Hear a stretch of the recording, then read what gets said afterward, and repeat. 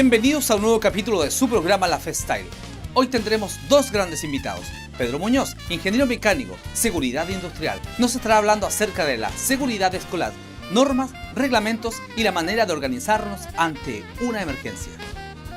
Por otra parte tendremos al pastor Daniel Lagos, doctor en lingüística, quien nos estará hablando acerca de su experiencia como profesor universitario y de instituto bíblico, además de su participación en proyectos para comunidades indígenas, mapuches, diaguitas y collas. Además nos estará entregando una palabra del Señor. Y por último, en nuestro espacio musical tendremos al coro Levantando Cimientos. Aquí comienza su programa La Fe Style y su anfitrión César La Voz.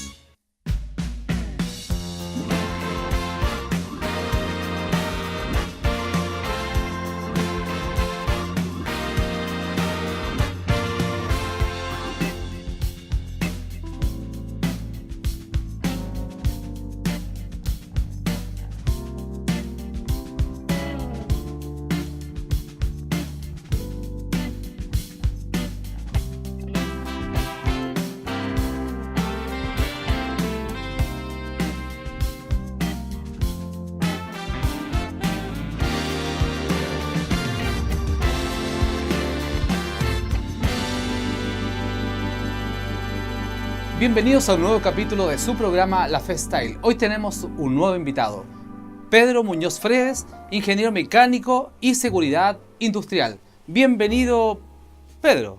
Hola, buenas tardes. Es un placer para mí encontrarme junto a usted para poder aportar en alguna medida los conocimientos en prevención en el área educacional. ¿Usted es oriundo de qué zona de acá, de Chile? Yo soy nacido en Valparaíso. Valparaíso. Pero usted tiene un acento muy especial. ¿A qué se debe ese acento que usted tiene? Bueno, viví 20 años en Brasil, donde formé mi familia. Soy padre de 3 hijos. 2 de los cuales mi hijo Alexis y mi hija Pamela viven aquí en Chile. Y tenemos un hijo llamado Felipe que vive actualmente en São Paulo. Ok. Todavía lo liga Brasil. Sí, viajo afortunadamente hasta ahora, cada año viajo a São Paulo. ¿Y a qué se debe tanto la atención por el tema de la seguridad? ¿Siente un llamado a la ayuda de las personas? Porque muchas veces cuando alguien estudia algo, tiene un llamado en sí, lo trae desde siempre. ¿Qué le gatilló a que pudiera usted estudiar ingeniería mecánica y a la vez en seguridad industrial? Bueno, desde pequeño siempre sentí el llamado de cuidar del necesitado. Esa se refleja por la enseñanza que nos dieron nuestros padres y siempre dediqué mucho cuidado a mi hermano menor. Y esto se ha prolongado a través del tiempo, lo que me ha llevado a hacer de mi profesión también estar en un servicio a la comunidad. ¿Usted trabaja para alguna organización acá en Chile? Sí, hoy me encuentro trabajando para la Corporación Municipal en Valparaíso, en el área de la educación, y soy coordinador del plan de emergencia escolar. O sea, está ligado también a ONEMI. También a ONEMI, entrando en materia, ¿existe alguna norma de reglamento para la seguridad escolar? Sí, desde el año 2002 en Chile se está implementando lo que es el Plan Integral de Seguridad Escolar, que vino a sustituir lo que se conocía como el Plan Daisy. Claro, sí. Ahora, esto va más allá del Plan Daisy, donde involucra el trabajo de toda una comunidad. En este caso, nos referimos a la comunidad escolar, donde cada uno de los componentes, vale decir, estamos hablando desde la dirección del establecimiento educacional, profesores, alumnos, paradocentes, asistentes de la educación, Y en muchos de los establecimientos educacionales también hay una participación de los padres y apoderados. Ah, claro, por ¿Ya? supuesto. De tal manera de que la idea es crear y fomentar la prevención, el autocuidado. Claro. Y esto es una necesidad, puesto que en nuestro país estamos ubicados en el cordón de fuego y lamentablemente somos Sí. un país altamente sísmico. Sí. Aparte tenemos otras emergencias también para el sur, ¿no es cierto? Aluviones, nevazones importantes en la región del Alto Biobío, por ejemplo. Sí. En el norte también tenemos aluviones. Ujú. De tal manera que la comunidad debe estar preparada para las situaciones de emergencia.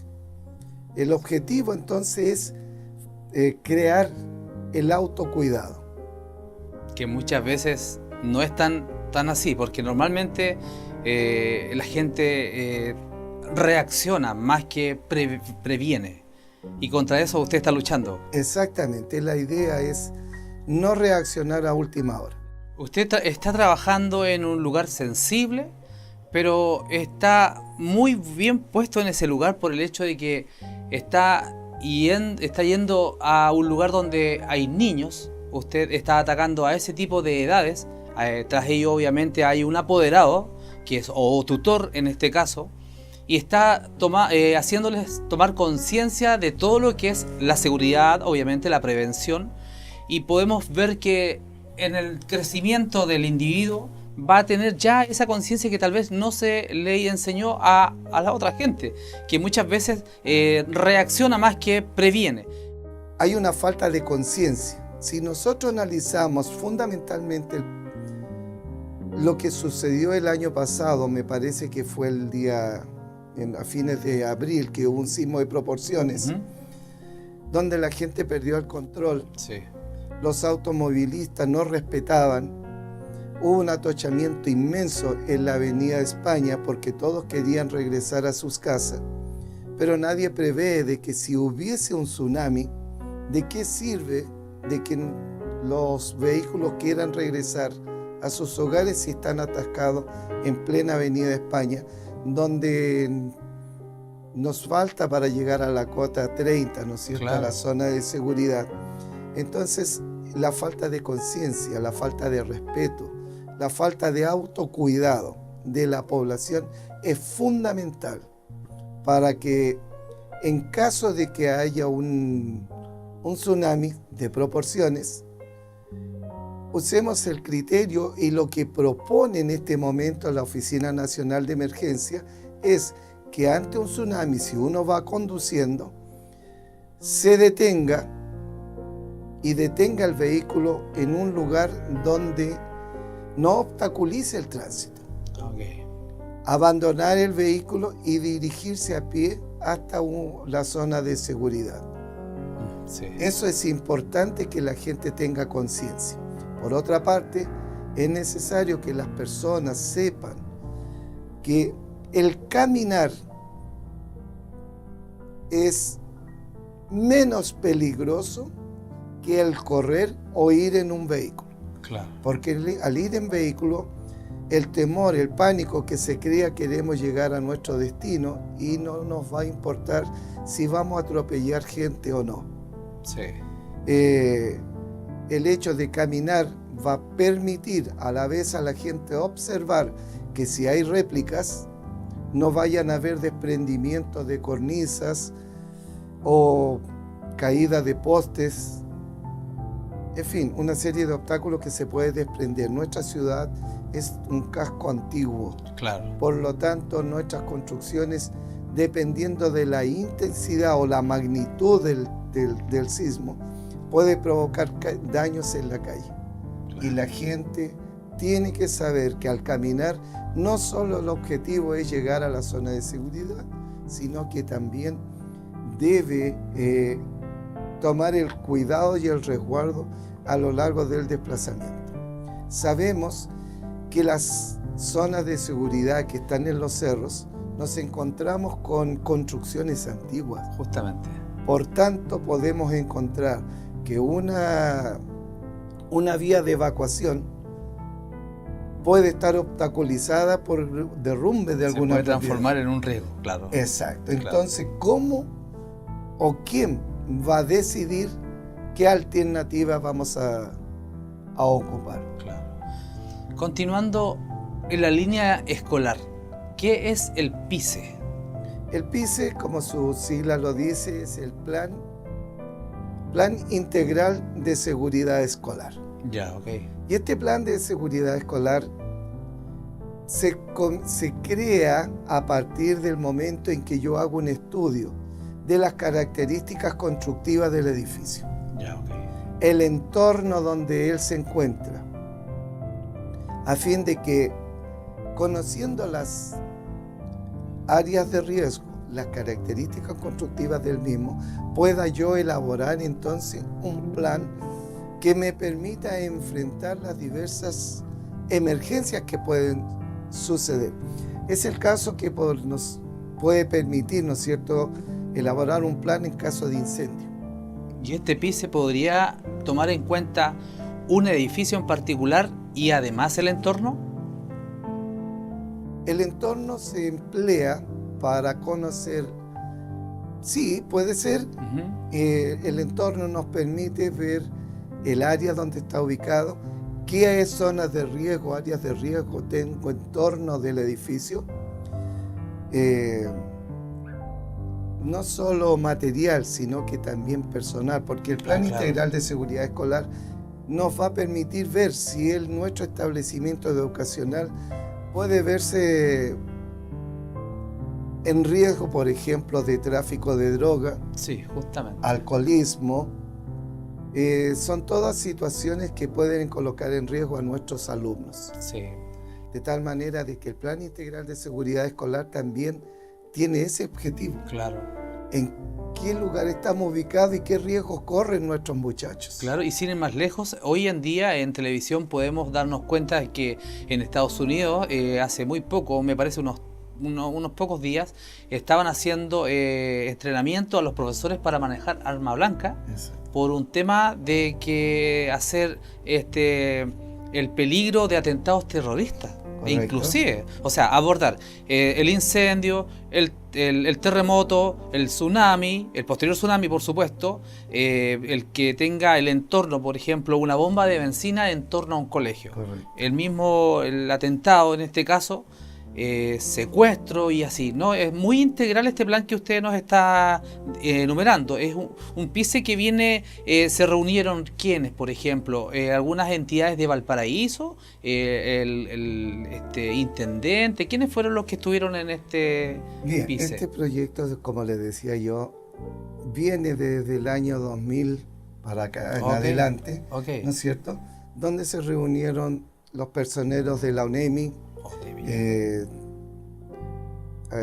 universidades, también, las mutuales de seguridad, la Asociación Chilena de Seguridad, en fin, y todos ellos fueron evaluando las diversas situaciones, las diferentes situaciones y lugares donde están ubicados los establecimientos, a fin de poder elaborar una línea de trabajo que atendiese las necesidades de cada uno de los establecimientos educacionales, independiente de su ubicación geográfica.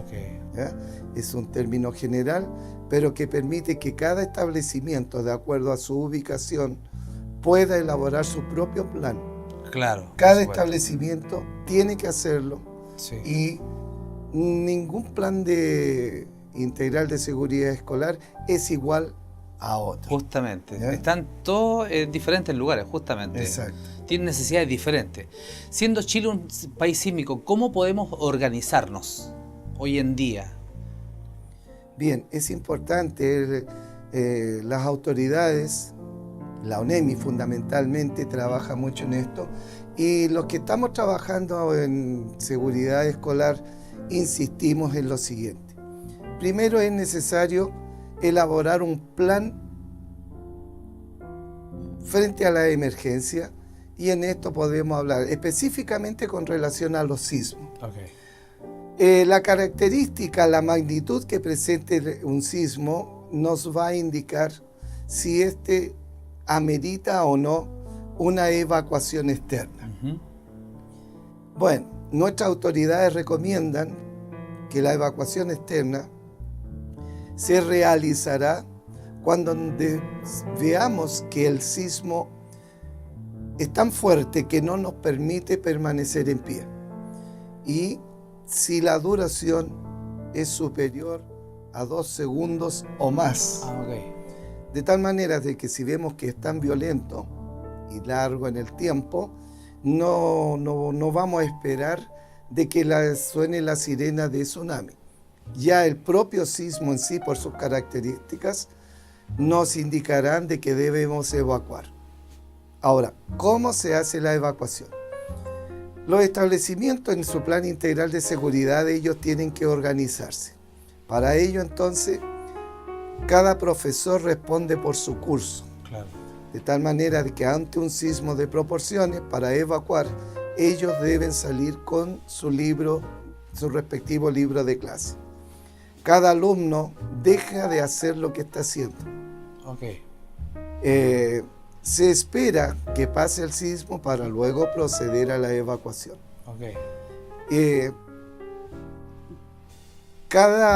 En cada piso existen paradocentes, los que ayudan a desalojar los respectivos pisos y conducir a los alumnos y profesores hasta la salida del establecimiento educacional.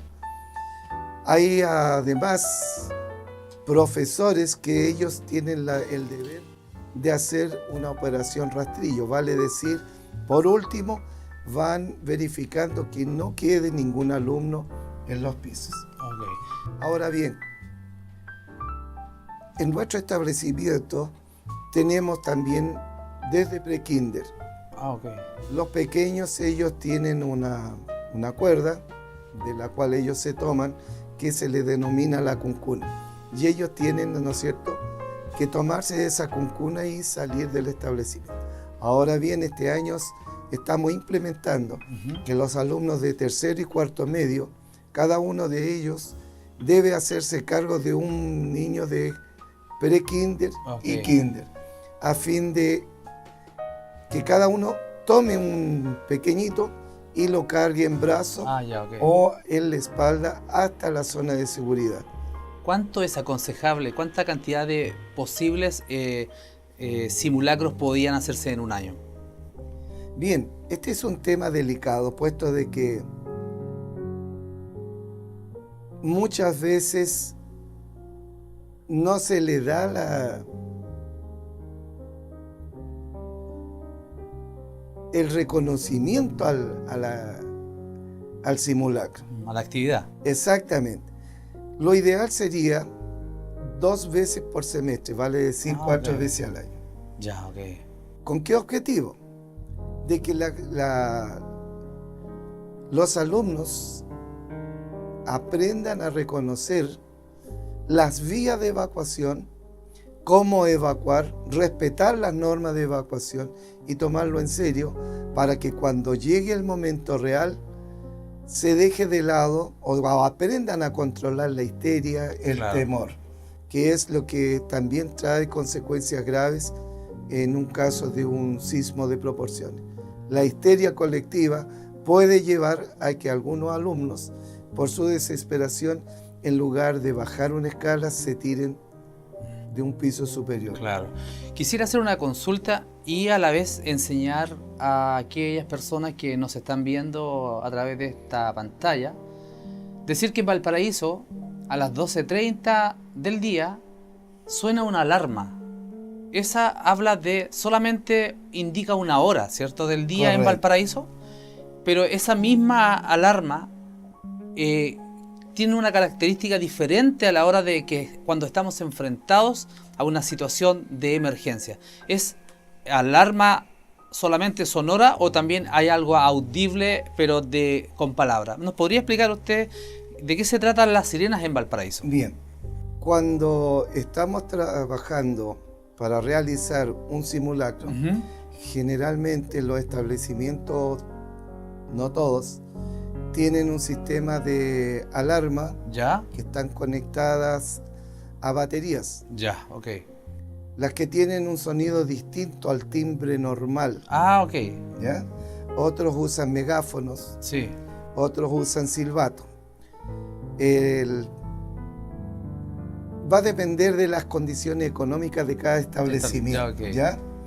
Ahora esto se tiene que hacer repetitivo a fin de que los alumnos puedan Familiarizarse. con los sonidos, Ok. ¿ya? En el caso de un simulacro.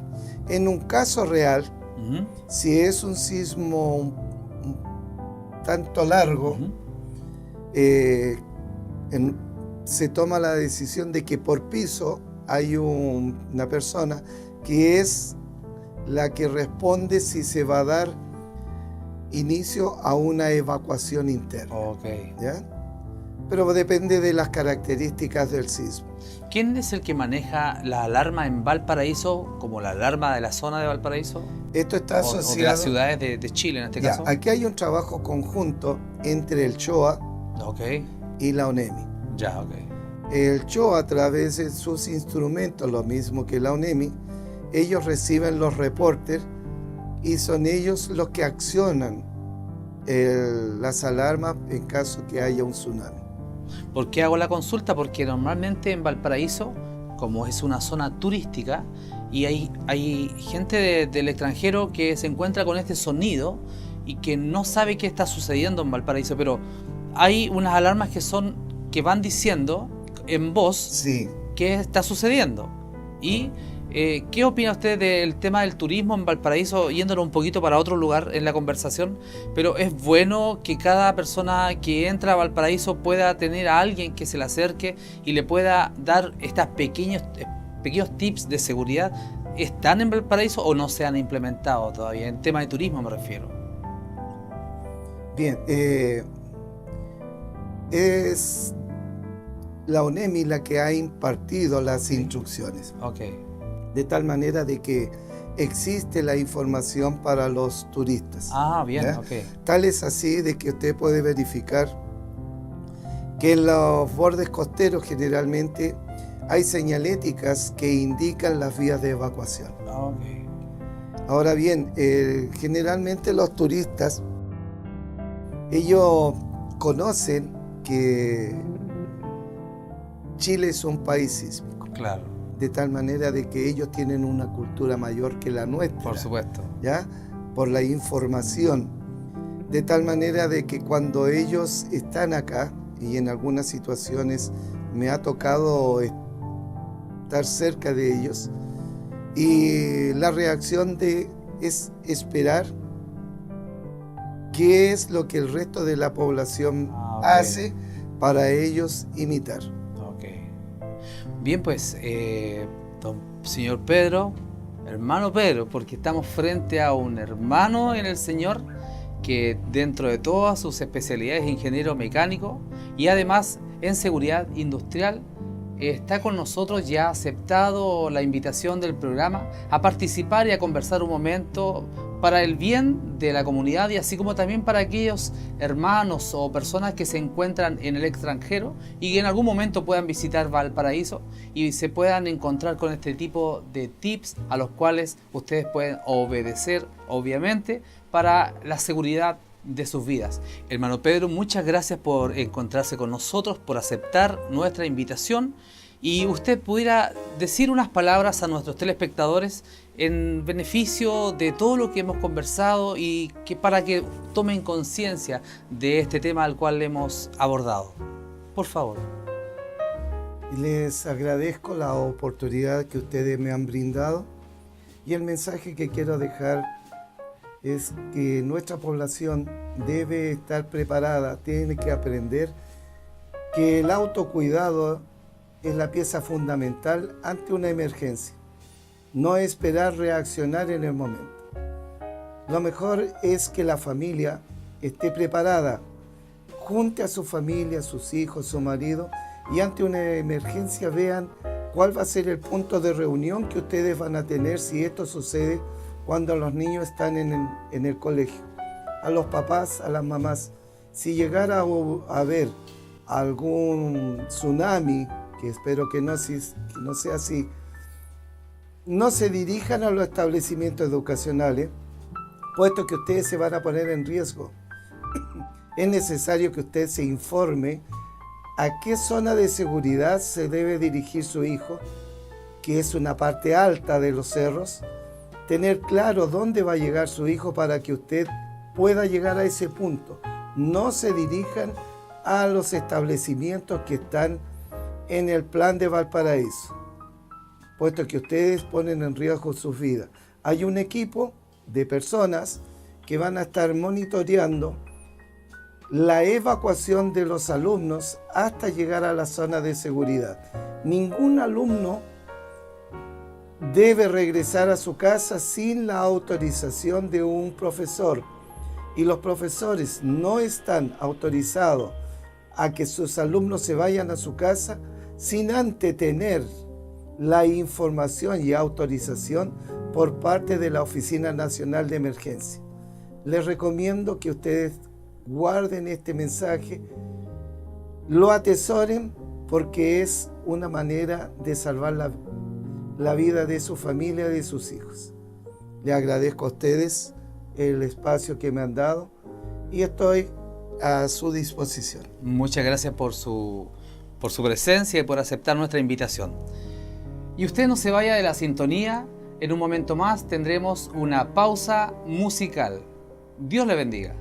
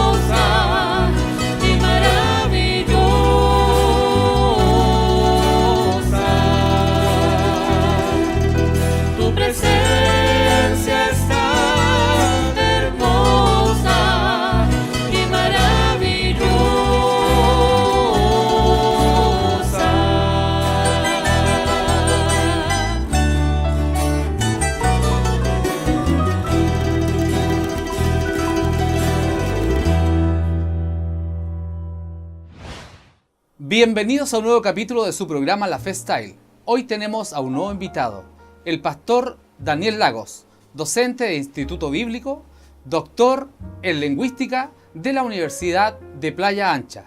Pastor, muy buenas noches. Muy buenas noches, gracias por la invitación y un saludo también a todos los televidentes del programa y con la esperanza de poder hoy día compartir acerca de las experiencias de lo que el Señor hace en nuestra vida.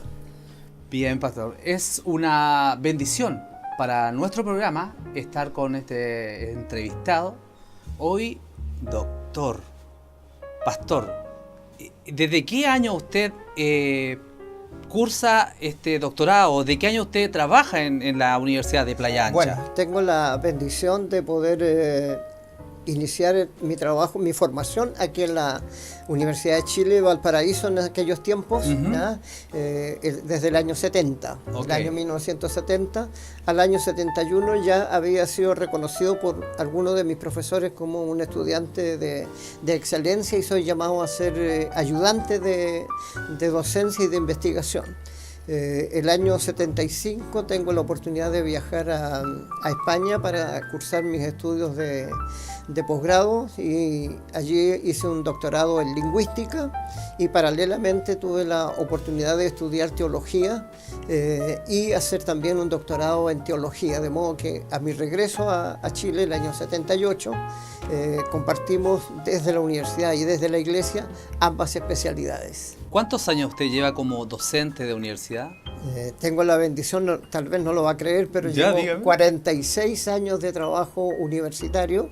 El año pasado tuve justamente la bendición de ser reconocido en la universidad por mis 45 años de docencia universitaria y ha sido realmente una oportunidad que Dios me ha dado para poder compartir tanto la enseñanza del lenguaje como también compartir la palabra de Dios. Qué importante, 46 años de docencia. En este paso por la universidad, ¿se encontró en algún momento con algún profesor de formación? ¿Que se encontró con algún profesor que usted tuvo en sus inicios de alumno? No, por supuesto que sí. De hecho, tuve la oportunidad de trabajar justamente con mis profesores y en algunas actividades también ser maestro de algunos de mis profesores, porque hacia el año 77, 78 eran muy pocas las personas que tenían posgrado en la universidad, que tenían un doctorado. De hecho, por los cambios de gobierno del año 73, muchos de los profesores que tenían posgrado tuvieron que salir de la universidad, de modo que quedaron muy pocos con posgrado. Así que cuando iniciamos los programas de licenciatura en lingüística, magíster en lingüística, tuve la oportunidad de ser maestro de mis propios colegas y de mis propios maestros. Qué interesante, pastor. Es imposible no hacer la pregunta que le voy a hacer a continuación. El apoyo en su hogar, en su familia, para que usted estuviera adelante en los estudios, ¿vino desde su enseñanza básica en adelante? ¿Hubo un apoyo importante por parte de sus padres? No, la verdad que tengo la bendición de venir de un hogar cristiano, hijo de pastores evangélicos, de modo que me eduqué en la congregación. Soy de los que, al estilo pentecostal aquí en Chile, llamamos, ¿no es cierto?, los que dormimos en la banca de las iglesias, de modo que tuve una formación cristiana desde pequeño, pero siempre con una inquietud de poder saber más acerca de la palabra de Dios, de profundizar un poco más allá de lo que regularmente uno escucha en unas iglesias. Claro. Mis primeros estudios teológicos los inicié con la iglesia adventista. Para las personas, digamos, que escuchan la radio, en ese tiempo era La Voz de la Esperanza, clasificador 283 Santiago. Ahí a los 12 años recibí ya mis primeros diplomas de haber estudiado el Evangelio de Juan, después Mateo, Marco, bueno, y después estudié todo el Nuevo Testamento y todo el Antiguo Testamento, de modo que a los 14, 15 años ya había leído y estudiado toda la Biblia. Qué interesante para nuestros telespectadores lo que hace un momento acaba de decir el pastor, que un niño de banca, que normalmente dormíamos en banca o por aquí, por acá, había un pequeño pellizcón para cuando venía la exhortación de la palabra del Señor en la iglesia, nos llevaban algún lápiz, un cuaderno para rayar pero muchas veces terminábamos durmiendo entre medio de las bancas o definitivamente en el piso. En el piso, exactamente. Y hoy estamos con una personalidad de la educación. Alabamos al Señor por su vida, pues. Bueno, así que alabamos al Señor y creemos que ha hecho maravillas con usted, pues. Eso es solo bendición de Dios. Exacto, exactamente, totalmente. Porque no es por mérito personal, Por supuesto. no es porque uno sea, digamos, más inteligente que otro, sino simplemente porque uno está dentro de los planes de Dios. Exacto. Y cuando uno trata de acercarse al plan de Dios, a la voluntad de Dios, Dios siempre nos va a ir llevando, como dice su palabra, de triunfo en triunfo, de gloria en gloria, porque lo que Él tiene preparado para uno en el cielo es inconmensurable. Aquí en la tierra también hay muchas bendiciones. Y muchas veces aquellos que somos padres y cuando estamos enfrente de pequeñitos y estamos en conversaciones, uno piensa que no están escuchando. Pero sí el Señor está trabajando en las mentes de esta persona, en los corazones de estas personitas. Y hoy en día podemos ver un ejemplo frente a nosotros. Pastor, entrando en materia, hablando del año 1983 y del decreto 924, ¿qué podría usted hablar respecto al tema? A ver, tenemos que hablar, ¿no es cierto?, del decreto 924 del año 1984, porque allí ocurre un cambio sustancial a nivel de la educación en el país. Okay. Hasta esa fecha, toda la educación era del Ministerio de Educación, todos los colegios estaban bajo la tuición del Ministerio de Educación y era obligatorio la clase de religión. Uh-huh. Y hasta esa fecha solo se enseñaba religión católica. Claro. De modo que desde Arica a Punta Arenas, toda la educación pública, siempre una vez a la semana teníamos la visita de un sacerdote que nos estaba enseñando sobre la Biblia y también sobre los rezos, sobre todo el dogma católico. Claro. En 1984 entonces el Consejo de Pastores y Obispos, hoy día, ¿no es cierto?, logre que el gobierno cambie esa situación y decrete entonces la autorización para que otras religiones, otras confesiones religiosas puedan enseñar también en el sistema educativo, porque había muchos padres, ¿no es cierto?, cuyos niños se resistían a esas clases de religión católica. Y es así entonces como comienza por primera vez y gracias a Dios hasta la fecha, ¿no es cierto?, la formación de profesores de religión evangélica para insertarse en ese sistema. Hoy día tenemos alrededor de 1.200 profesores desde Arica a Punta Arenas que están enseñando religión evangélica con un programa aprobado por el Ministerio de Educación, tanto en educación básica como en educación media. De modo que es un cambio sustancial lo que ocurre a partir del decreto 924, claro, que felizmente todavía está vigente. ¿Y usted podemos decir que usted también estuvo en ese trabajo? Me tocó justamente estar en los orígenes, digamos, en la formación de este decreto y luego en la formación de los profesores, de los maestros, ¿no es cierto? Porque necesitábamos profesores de Estado en ese tiempo, profesores de educación básica, profesores de educación media y además que tuvieran una fuerte formación teológica, claro, cosa que no era fácil conseguir en ese tiempo. Exacto. De modo que tuvimos que empezar a formar a través de los institutos bíblicos a los profesores y entregarle una formación teológica. Y eso ha continuado hasta el día de hoy. Tengo que decir que Dios nos dio la bendición por la misma fecha a partir del año 90. La Universidad de Playa Ancha gana un convenio con el Ministerio de Educación para formar profesores de Estado que no tenían título. Había en el país alrededor de 40.000 profesores que no tenían título. Bueno, en ese programa Dios nos dio la oportunidad, en ese tiempo yo era decano de la Facultad de Humanidades de la universidad, nos dio la oportunidad de incluir a los profesores evangélicos. De modo que entre el año 90 y el año 2005 formamos 3.000 profesores evangélicos que ingresaron a la universidad por ser evangélicos justamente. Oh, qué bendición. Ahora, muchos de esos, pues, ¿por qué tenemos 1.200? Decía yo. Porque muchos de esos profesores, cuando salieron al sistema, empezaron a ser profesores regulares del sistema. Claro. Ya no empezaron a ser profesores de religión, sino profesores de matemática, de lenguaje, de ciencias sociales, etc. Ok. Una consulta, pastor. Aquellos hermanos o aquellos pastores que en algún momento tienen estudios teológicos y no necesariamente de profesor, ¿Cómo lo podrían hacer? ¿Pueden ellos optar a hacer clase en colegio hoy en día? Bueno, sí es posible hacerlo, ¿Sí? Pero eso depende exactamente, digamos, de dos instancias. Por un lado está la parte teológica, ¿no es cierto?, que la va, en este caso, a certificar con lo que llamamos el certificado de idoneidad, una autoridad religiosa, que para el caso de la región de Valparaíso me corresponde a mí. Usted ya. Tenemos uno en cada región del país, un profesor, un pastor, ¿no es cierto?, que entrega los certificados de idoneidad. Pero a su vez el Ministerio de Educación requiere, ¿no es cierto?, que sean profesores. Si no tiene el título de profesor, el Ministerio puede habilitar, lo que se llama, la habilitación. Entonces, por ejemplo, usted me decía que está terminando una ingeniería. Exacto. Bueno, pero se interesa a lo mejor por las clases de religión. Entonces el ministerio lo puede habilitar como profesor de religión si tiene entonces el certificado de idoneidad correspondiente. Por parte del pastor. Claro, en este exactamente. El pastor, cualquier hermano que, ¿no es cierto?, tenga una profesión distinta a ser profesor. Año a año el Ministerio de Educación puede habilitarlo para ser profesor, ¿no? Qué bien, pastor.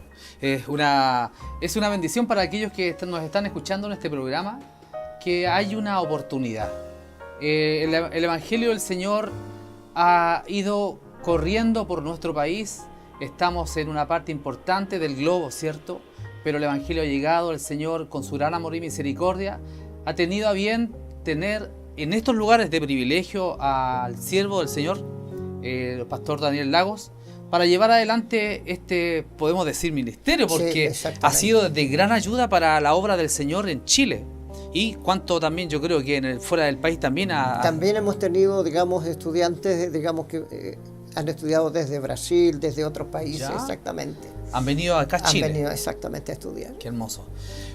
Otra pregunta, usted, pastor, hoy en día es parte de un grupo de personas que está llevando adelante un proyecto relacionado con algunos pueblos originarios de Chile. Sí, así es, efectivamente. También para mí es una bendición, porque una vez que yo regreso a Chile el año 78, con el doctorado en lingüística y el doctorado en teología, entonces me acerco a las sociedades bíblicas por el tema de la traducción de la Biblia a las lenguas originarias, ¿no? Y me encuentro entonces con que Sociedad Bíblica toma interés en preparar una traducción del Nuevo Testamento a la lengua mapuche. Eso coincide con que en la universidad nosotros ya estábamos trabajando desde el año 70, 71, ¿no es cierto?, las lenguas originarias de nuestro país. Entonces me permite compartir las dos cosas, la parte lingüística, formación, ¿no es cierto?, propiamente filológica de la lengua, con la formación teológica. Y logramos entonces que en 20 años de trabajo sacar una traducción del Nuevo Testamento a la lengua mapuche.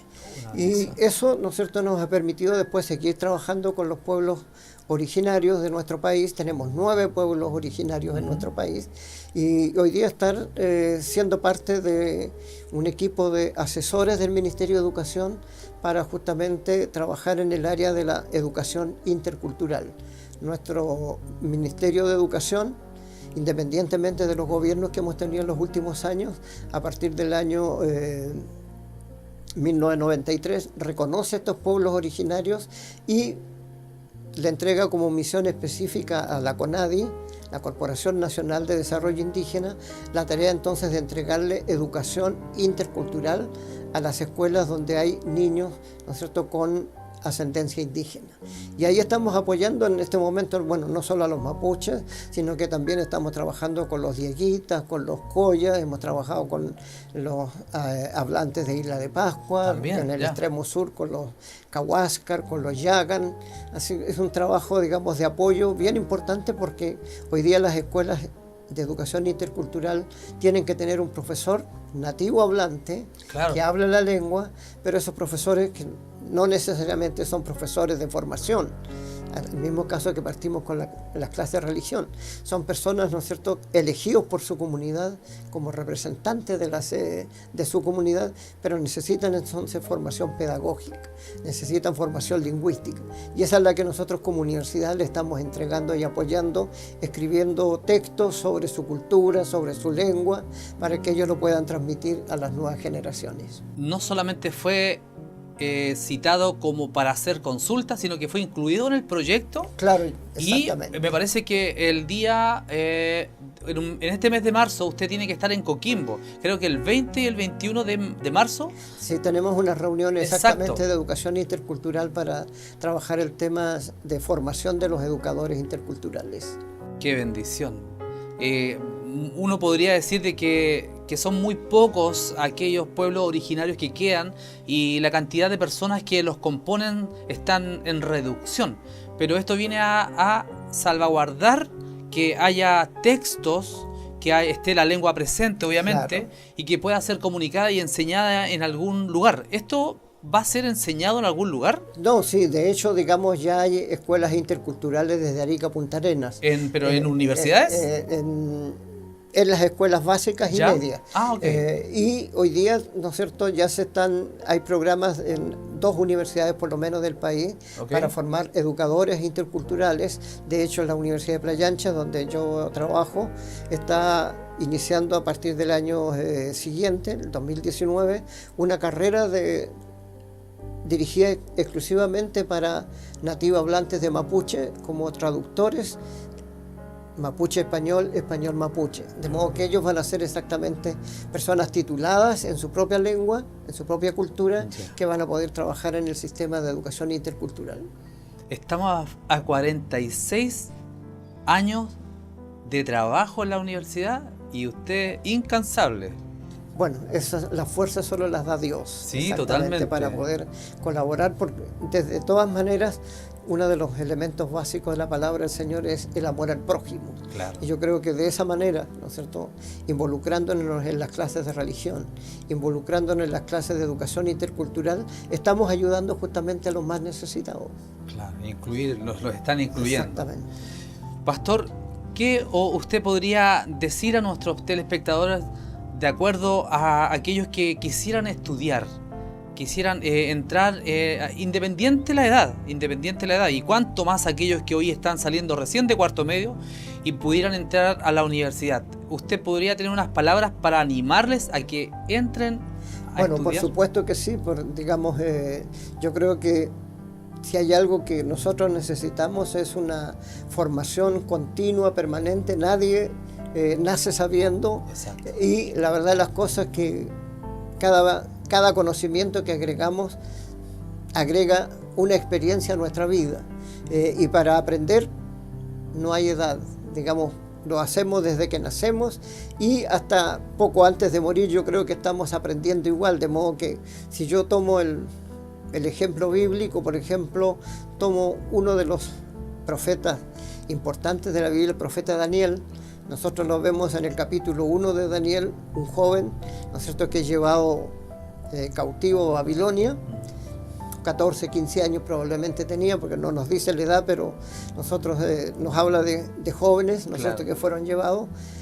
En ese momento él hace un compromiso con Dios, no contaminarse con la comida del rey y mantener su vida pura delante de la presencia de Dios, a pesar de que era extranjero, a pesar de que estaba en otro país, a pesar de que había sido cautivo. Y seguimos mirando el libro de Daniel y nos encontramos en el capítulo 9, que han pasado 70 años desde ese capítulo 1. Y Daniel, nos dice el capítulo 9, estaba mirando atentamente los libros y las profecías de Jeremías. Es decir, tiene casi 90 años, 85 años, y sigue estudiando. Exacto. Sigue preparándose. El mismo caso de Moisés. Sí. Entonces, son ejemplos que encontramos que nos muestran exactamente que mientras más nos preparemos, vamos a tener mayor oportunidad de poder compartir con otros ese conocimiento. Qué hermoso poder conversar un momento con el pastor Daniel Lagos. En algún momento de mi vida, con mis seres queridos más cercanos, le decía yo, lo que más me interesa es poder trascender y poder dejar algo. Hoy estoy conversando con usted, estamos conversando a aquellos telespectadores que nos están viendo a través de este programa, y creo que estamos haciendo esto, trascender y llevar un poco más allá la palabra del Señor en este momento a través de todo el mundo. Esta señal está saliendo, Pastor Daniel, y nos están viendo de muchos países, y creo que estamos cumpliendo de alguna u otra forma esto, de llevar adelante la palabra del Señor, así como también de 2 en 2. Cada día que me toque, ahí estaremos, hoy a través de las telecomunicaciones, y podemos decir de que Dios ha sido fiel, Dios ha sido hermosamente misericordioso, porque un día, estando cerca de mi casa, en mi soledad, me busqué un lugar en silencio y clamé al Señor, y hoy me veo en este programa y me emociona un momento y decir: Dios ha sido fiel. Esa oración de una abuela, de una madre, usted pues, la oración de una madre, de una abuelita, de un padre, que lo llevaba a la casa del Señor, tal vez se quedaba dormido, y hoy vemos que la misericordia de Dios ha sido grande. Ha sido una bendición poder entrevistarle a usted, que usted haya aceptado nuestra invitación de estar en este programa, La Fe Style. Es para nosotros, y así como también para los telespectadores, no un lujo, sino que una bendición. Así que muchas gracias, Pastor, por su presencia, y en algún momento, cuando tengamos tal vez otro programa, yo creo que estará nuevamente invitado para compartir un momento con nuestros telespectadores y hablar un momento de la misericordia, de lo que Dios puede hacer con el hombre cuando se dispone en las manos del Señor. Pastor Daniel, las últimas palabras para nuestros telespectadores. Agradecerles, digamos, a ustedes la oportunidad de poder compartir con cada uno de los auditores, los televidentes de nuestro programa, y animarles exactamente, digamos, a varias cosas. Primero, ¿no es cierto?, a estudiar, animarles, ¿no es cierto?, a perfeccionarse, animarles también a compartir, porque no sacamos nada con estudiar, ¿no es cierto?, si no lo compartimos. Yo creo que todo esto, ¿no es cierto?, tiene como una finalidad el poder enriquecernos espiritualmente unos a otros. Yo estoy muy feliz, muy contento exactamente de cómo Dios me ha brindado todas estas oportunidades, solo se las debo a Él. Amén. Siempre he dicho, no es por mayor inteligencia, por mayor capacidad, sino simplemente tratar de ser fiel a la voluntad de Dios. Y Dios siempre tiene un plan, tiene un camino para cada uno de nosotros, así que gracias por la oportunidad de poder compartir. Muchas gracias por su presencia. A continuación dejaremos a nuestro pastor Daniel Lagos con una reflexión de la palabra del Señor.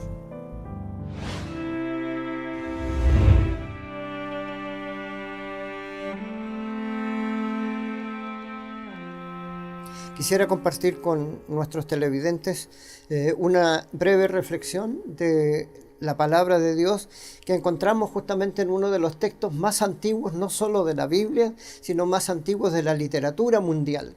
Regularmente nosotros conocemos y hemos leído en nuestra literatura occidental y citamos como a Homero, como uno de los escritores más antiguos, pero yo quisiera ir bastante más atrás de Homero. Homero es del año 900 antes de Cristo. 600 años antes de Homero ya teníamos a Moisés como un gran escritor. Y Moisés escribe uno de los textos que han quedado registrados en el texto bíblico que conocemos nosotros como el Salmo 90. Señor, tú nos has sido refugio de generación en generación. Y el verso 12 de ese Salmo 90 dice: enséñanos de tal modo a contar nuestros días que traigamos al corazón sabiduría. Justamente ese es el aspecto que quisiera compartir con cada uno de nuestros televidentes hoy día a través de estas redes sociales, poder decirles exactamente que si hay algo importante que necesitamos nosotros es pedirle a nuestro Dios que nos enseñe exactamente, que nos muestre el camino, de modo que nuestro pasar, nuestro andar diario pueda exactamente trascender de lo que estamos haciendo todos los días. Necesitamos exactamente que Dios nos permita que lo que hacemos, lo que estamos compartiendo todos los días, pueda traernos en primer lugar ¿no es cierto?, una palabra de aliento, una palabra de sabiduría, una palabra de inteligencia, de modo que nuestra vida, ¿no es cierto?, no sea simplemente el trabajar, el comer, el dormir, vacacionar, sino que nos preparemos exactamente para lo que viene. Los seres humanos, ¿no es cierto?, somos seres finitos en esta vida, pero tenemos una vida por delante, una promesa para la cual Dios nos ha preparado. En el libro de Efesios, en el capítulo 1, nos dice el apóstol Pablo, hablando a la iglesia de Éfeso y hoy día hablándonos a nosotros, que Dios nos eligió desde antes de la fundación del mundo. Y llevarlos a pensar y a razonar lo que eso significa. Que el Dios creador de todo, el Dios supremo, el Dios universal, el Dios único, haya sido, ¿no es cierto?, tan bondadoso y es tan bondadoso con nosotros que nos haya elegido, que nos haya tomado en cuenta, que nos haya, diríamos nosotros, apadrinado como sus hijos para alabanza de su gloria. Entonces, evidentemente tenemos que buscar de qué manera nosotros podemos hacer la voluntad de Dios para poder contar nuestros días y traer sabiduría, no solo para nosotros, sino para aquellos que nos rodean. Así que llamarles, invitarles a cada uno de ustedes, ¿no es cierto?, a reflexionar acerca de lo que significa vivir de acuerdo a la palabra de Dios.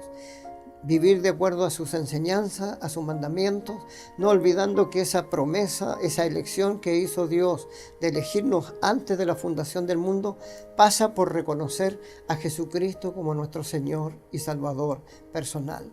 Pasa por reconocer que Cristo murió por nosotros, murió por nuestros pecados, murió para darnos vida eterna y para que esa promesa de ser hijos de Dios efectivamente se cumpliera.